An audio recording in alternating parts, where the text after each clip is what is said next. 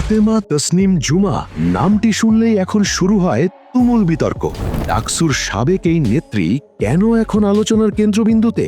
একদিকে তিনি ইনকিলাব মঞ্চের সদস্য সচিব, অন্যদিকে তার অতীত রাজনৈতিক পরিচয় নিয়ে উঠছে গুরুতর প্রশ্ন। অভিযোগ আছে ছাত্র শিবিরের প্যানেল থেকে নির্বাচন করে তিনি নাকি জামায়াত শিবিরের এজেন্ডা বাস্তবায়ন করছেন।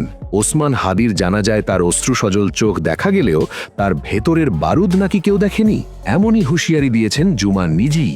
মুক্তিযুদ্ধের ইতিহাস বিকৃতি আর 46-এর দেশভাগকে বড় করে দেখানোর অভিযোগে তাকে নিয়ে সোশ্যাল মিডিয়ায় চলছে ঝড়। তার বিরুদ্ধে আনা হয়েছে শিবিরের তকমা, যদিও তিনি দাবি করেছেন পরিস্থিতির শিকার হয়েই সেই প্যানেল বেছে নিয়েছিলেন।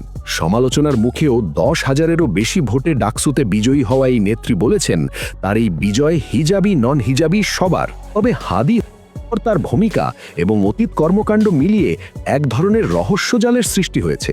জুমা কি আসলেই রাজনৈতিক চক্রান্তের শিকার, নাকি এর পেছনে লুকিয়ে আছে অন্য কোনো গল্প? উত্তর খুঁজছে জনতা।